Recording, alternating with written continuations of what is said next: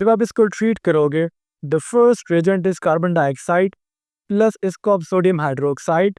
Temperature यहाँ पर कितना रिक्वायर्ड होगा, 400 kelvin, and the pressure will be 4 to 7 atmospheric pressure. So जब आप इसको ट्रीट करोगे तो ये पहले चेंज हो जाएगा। अस्सलाम वालेकुम, hope so all of you will be doing great. आज की इस वीडियो में इंशाल्लाह हम एफएनएस टेस्ट एक्सपीरियंस ऑफ 2 अक्टूबर 2025 को डिटेल्स के साथ कवर करेंगे। बच्चे मेरे से पूछते हैं कि सर टेस्ट का जो लास्ट डेट है वो कौन सा है। सो मुझे एग्जैक्टली नहीं पता, बट मेरी एक स्टूडेंट ऐसी हैं जिसका टेस्ट 17 अक्टूबर को है। अब 17 अक्टूबर के बाद मुझे नहीं पता कि किसी स्टूडेंट का टेस्ट है या फिर नहीं है, बट जितने स्टूडेंट्स मेरे पास रजिस्टर हैं, मेरे पेड कोर्स में रजिस्टर है, उसमें से एक बच्ची ऐसी है जिसका टेस्ट 17 अक्टूबर को है। तो मैं भी 17 October will be the last date और उसके बाद भी पॉसिबल हो। अब आइए अपने वीडियो को start. MCQs, site of sperm production. तो देखिए स्पर्म होता क्या है। स्पर्म आपके हेप्लॉइड सेल्स होते हैं और ये हेप्लॉइड सेल्स जब फीमेल के ओविडक्ट में जाते हैं, जिन्हें फलोपियन ट्यूब कहते हैं, सो वहाँ पर एक के साथ फ्यूज करके ये बनाते हैं साइगोट। अब यहाँ पर चूंकि हमसे स्पर्म प्रोडक्शन की साइट के बारे में पूछा जा रहा है, अब सपोज करें मैं आपको कह रहा हूँ कि बेटा मांस कहाँ पर तैयार हो रहे हैं, तो आप मुझे फैक्ट्री का लोकेशन बताएंगे कि सर यहाँ पर लाहौर में, पंजाब में, इस्लामाबाद में, यहाँ पर सर एक फैक्ट्री है, वहाँ पर मांस प्रोड्यूस हो रहे। जिस तरीके से हमने स्पर्म की प्रोडक्शन की जगह बतानी है, तो ये होते हैं टेस्टिस में। टेस्टिस में अगर हम स्पेसिफिक बात करें, अब सपोज करें जिस तरह मैंने आपसे पूछा बेटा मांस कहाँ पर बनाए जाते हैं, तो आपने मुझे कहा सर पंजाब में, फिर मैं फिर कहूंगा बेटा पंजाब में कहाँ पर, तो आप मुझे कहेंगे सर इस्लामाबाद में। उसी तरीके से मैंने बताना है टेस्टिस में हमारे पास कुछ स्पेसिफिक ट्यूब्स लाइक स्ट्रक्चर होते हैं, कुछ स्पेसिफिक ट्यूब्स पड़े होते हैं किस चीज में, आपके टेस्टिस में, और इन ट्यूब्स को हम नाम देते हैं सेमिनिफेरस ट्यूब्यूल्स का। मैं भी यहाँ पर गिवन हो, यस, ये तो 7 नंबर है, 7 नंबर डीज, इसको लेबल नहीं किया गया। So these are seminiferous tubules. इसी सेमिनिफेरस ट्यूब्यूल्स में होता है स्पर्म प्रोडक्शन। इसके प्रोडक्शन का प्रोसेस थोड़ा सा लेंथी है, मैं आपको ज़बानी बता देता हूँ। सो जो सेमिनिफेरस ट्यूब्यूल्स होते हैं, इसमें होते हैं डिप्लॉइड सेल्स। डिप्लॉइड सेल हम उन सेल्स को कहते हैं जहाँ पर क्रोमोसोम का नंबर पूरा हो। मीन्स ह्यूमन में 46 क्रोमोसोम है, तो इसमें 46 क्रोमोसोम हो। तो इस टेस्टिस के सेमिनिफेरस ट्यूब्यूल में जो डिप्लॉइड सेल होगा उसको हम नाम देंगे स्पर्मेटोगोनिया का। स्पर्मेटोगोनिया में सबसे पहले हो जाता है माइटोसिस। बुक नोटबुक उठा ले, नोट करते जाइएगा, मेरे पास यहाँ पर स्पेस नहीं है ताकि मैं लिख सकूं। स्पर्मेटोगोनिया में हो जाता है माइटोसिस।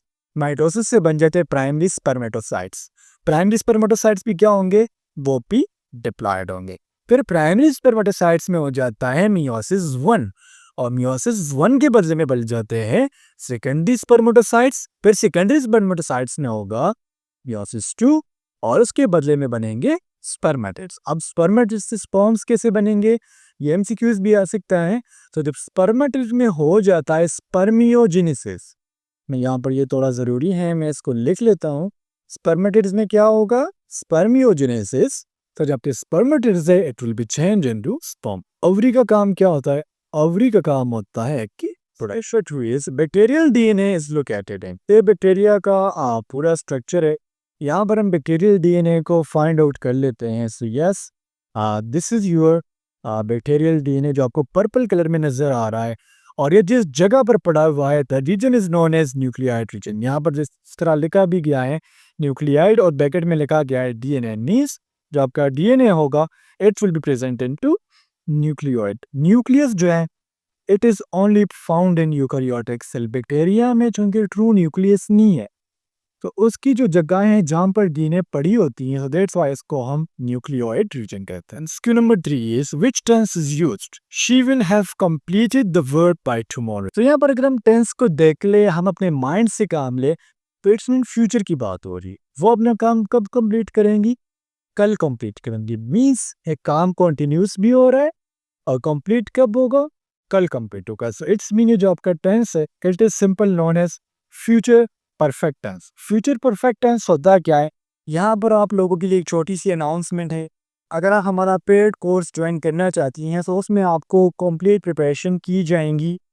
फिजिक्स, केमिस्ट्री, बायोलॉजी, आपके 2024 की जो एक्सपीरियंसेस है, आपकी जो पास पेपर्स है, तमाम आपको पीडीएफ के फॉर्म में मिलेंगे। और यहाँ पर मैंने एक सैंपल ऐड किया हुआ है, ये आपके सेकेंडरी की केमिस्ट्री का चैप्टर नंबर 4 है, जो अल्काइल हैलाइड एंड अमाइड्स है। इंशाल्लाह इसी तरीके के आपको तमाम एमसीक्यूज मिलेंगे और ये 100% रिकमेंडेड नोट्स है। अगर आप हमारे नोट्स से इंशाल्लाह तैयारी करेंगे तो आपका मेरिट में नेम लाजमी आएगा।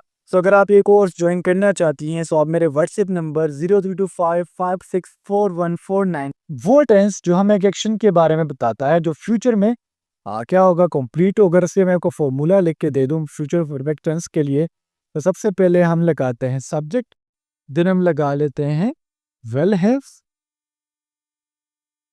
देन हम लगाएंगे वर्ब का third form. So this is the formula of future perfect. Q number 4 is figure of speech.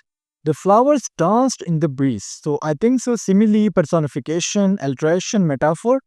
ये तो मैं आपको प्रीवियस वीडियो में समझा चुका हूँ, सो आई थिंक सो समझाने की ज़रूरत नहीं है। यहाँ पर पर्सोनिफिकेशन इसका करेक्ट ऑप्शन है। अब चूंकि पर्सोनिफिकेशन आ गया सो मेरा हक बनता है कि मैं आपको ये थोड़ा सा बता दूँ।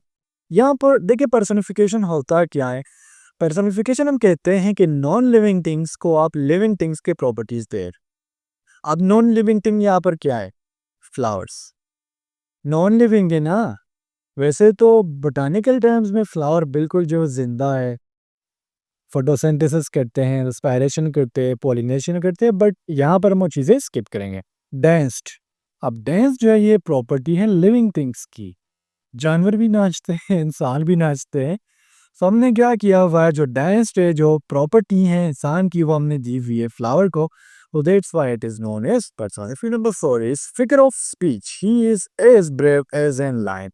So ये बेसिकली सिंपल यहाँ पर सिमिली है। सिमिली मैंने आपको बताया हुआ था कि हम दो डिफरेंट चीज़ों के दरमियान क्या करते हैं, कंपैरिजन करते हैं, इनको एक दूसरे के साथ अटैच करते हैं, बट वहाँ पर हम कुछ स्पेसिफिक वर्ड यूज़ करेंगे। और एक मैंने वर्ड बताया था is, and the second one is light. So जब दो डिफरेंट चीज़ों के दरमियान कंपैरिजन किया जाए, उसको एक दूसरे के साथ बाइंड किया जाए और वहाँ पर आपको एज और लाइक मिले, so it will be known as. And Q number 6 is which test distinguishes between primary, secondary and tertiary alcohol. ये एमसीक्यूज बेसिकली अल्कोहल्स के बारे में है। अल्कोहल्स का जो जनरल फार्मूला है वो है R/OH।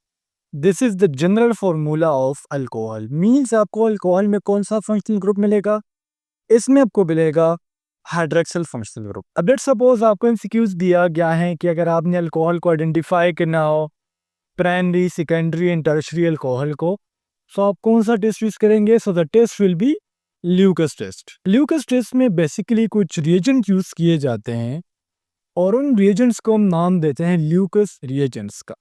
ल्यूकस रिएजेंट्स कौन कौन से हैं? The first one is ZnCl2 mean zinc chloride and the second one is hydrochloric acid.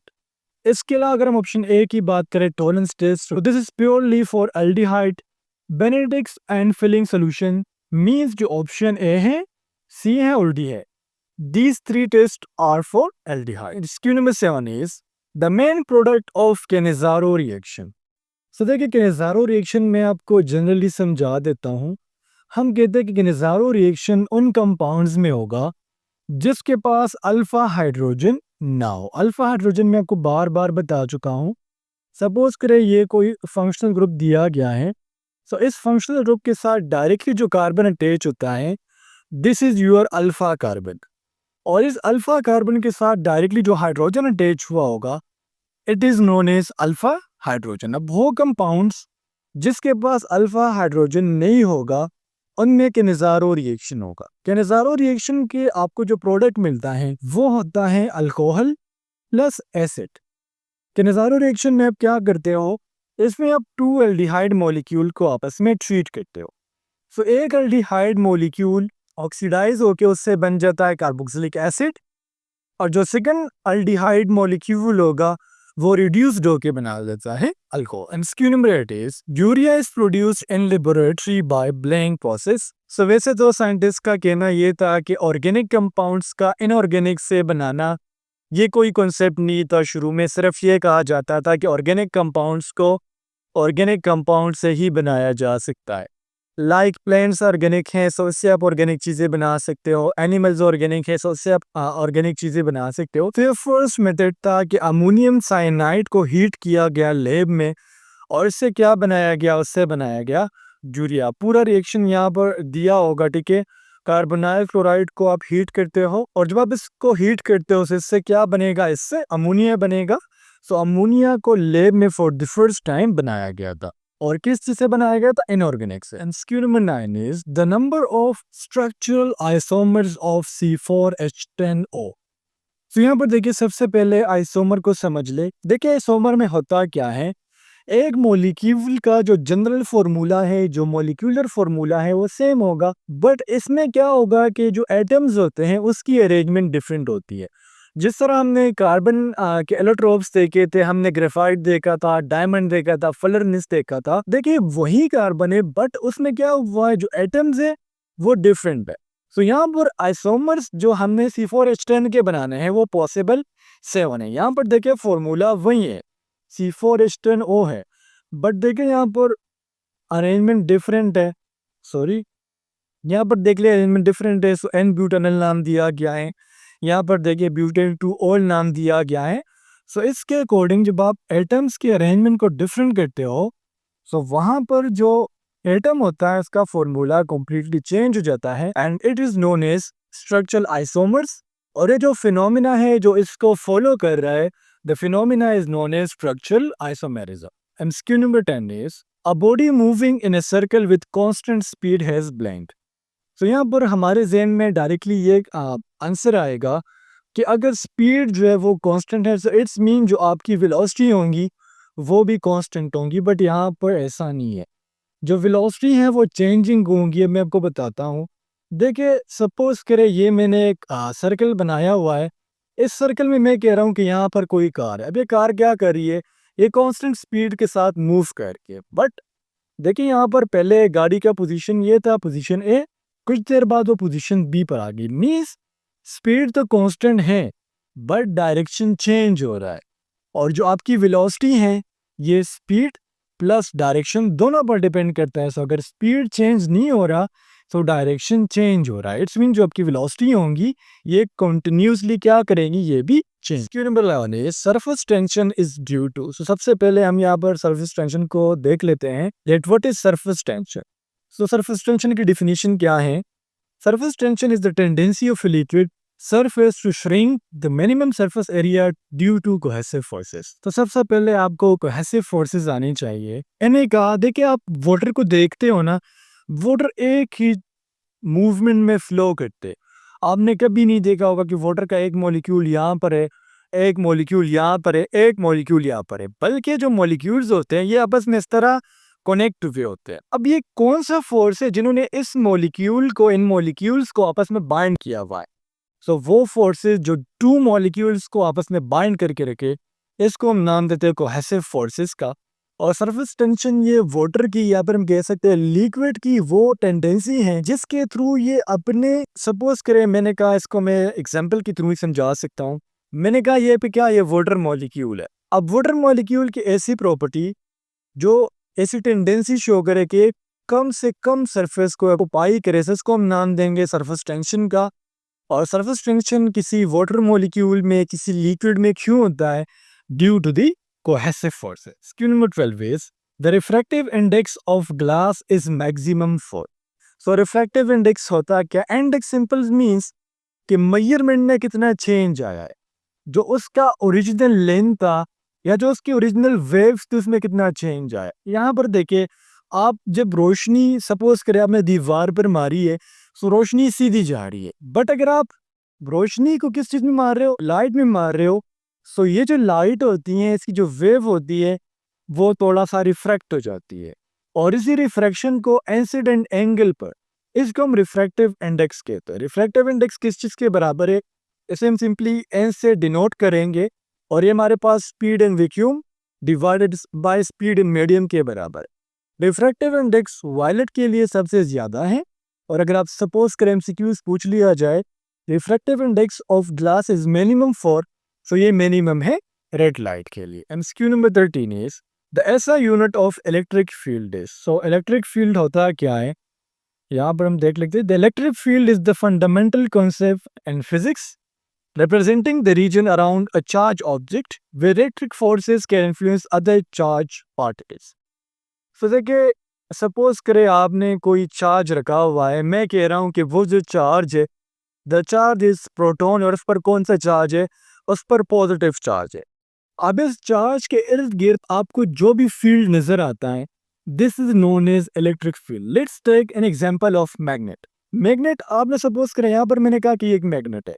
अब इस मैग्नेट के इर्द गिर्द आपको जो फील्ड मिलेगा वो कहलाएगा मैग्नेटिक फील्ड। तो इसी तरीके से चार्ज पार्टिकल के इर्द गिर्द जो आपको फील्ड मिलता है, उस फील्ड को हम नाम देते हैं इलेक्ट्रिक फील्ड का। और इलेक्ट्रिक फील्ड का जो यूनिट है वो है volt per metre. Q number 14 is a galvanometer can be converted into an ammeter by connecting. तो गैल्वेनोमीटर ये एक ऐसा इंस्ट्रूमेंट होता है जो लो करंट को मेजर कर सकता है। बट जब आप करंट को हाई करते हो तो इसमें फिर ये टेंडेंसी नहीं रहती कि ये क्या करे, उस करंट को मेजर करे। इसलिए आपने गैल्वेनोमीटर को चेंज करना होता है एमीटर में।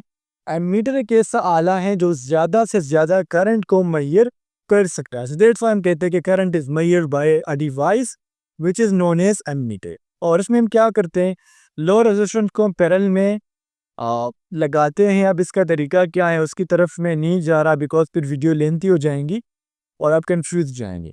सो अगर आपको पेपर में सपोज करें लो रेजिस्टेंस ना दिया हो तो इसको हम लो शंट भी कहते हैं। जो आप लो रेजिस्टेंस दे रहे हो इसको हम लो शंट कहते हैं। सो अगर आपने गैल्वेनोमीटर को एमीटर में चेंज करना हो तो आप क्या करेंगे, पैरेलल सीरीज में लो शंट को लगा। Q number 15 is the price of 1 dozen egg is 60 rupees, then price of 2 eggs will be. So एक दर्जन में कितने अंडे होते हैं, 12 अंडे होते हैं, और इसकी कीमत कितनी है, ₹60। अब आपने 2 अंडों की चूंकि प्राइस निकालनी है, सबसे पहले आपने क्या करना होगा, आपने एक अंडे की कीमत निकालनी होगी। 60 को 12 से डिवाइड कर ले तो आपका आंसर आ जाएगा 5। मीन एक अंडे की कीमत क्या है, वो 5 है। तो अगर हम 2 अंडों की बात करें तो 2 को 5 के साथ मल्टीप्लाई कर ले तो 2 अंडों की कीमत आ जाएंगी 10 rupees. Q number 16 is if a car covers 80 kilometer in 1 hour, then how much distance will the car cover in 15 minutes? So car की हम कह सकते हैं कितना कवर कर रहा है, उसकी स्पीड है वो 80 किलोमीटर्स पर आवर, मीन एक घंटे में वो 80 किलोमीटर कवर कर रहा है। अब आपको पता है हमने यहाँ पर क्या फाइंड करना है, डिस्टेंस हमारा हमने फाइंड करना है। तो डिस्टेंस हमारे पास बराबर होता है speed multiply by time. Time चूंकि हमें 15 मिनट्स दिया गया है तो हम इसको चेंज करेंगे आवर में। स्पीड क्या है, स्पीड है 80 किलोमीटर्स, मल्टीप्लाई करेंगे। देखिए 15 मिनट्स अगर मैं आपसे पूछूँ घंटे का कौन सा पार्ट है तो आप मुझे कहेंगे 4 नंबर पार्ट है। 4 नंबर पार्ट कैसे हैं, 1 आवर में होते हैं 60 मिनट्स, और अगर आप 4 को 15 के साथ मल्टीप्लाई करेंगे तो यह आ जाएगा 60। सो मीन हमारे पास जो 15 मिनट्स है 1/4 के बराबर है। सो 80 को 1 के साथ मल्टीप्लाई कर ले तो ये आ जाएगा 80, इसको डिवाइड कर ले 4 के साथ तो ये आपका आ जाएगा 20। मीन्स अगर एक गाड़ी 1 आवर में 80 किलोमीटर कर रही है तो 15 मिनट्स में कितना फासला कवर करेंगी, वो होंगी 20 kilometre. Number 17 is the self inductance of a coil is proportional to.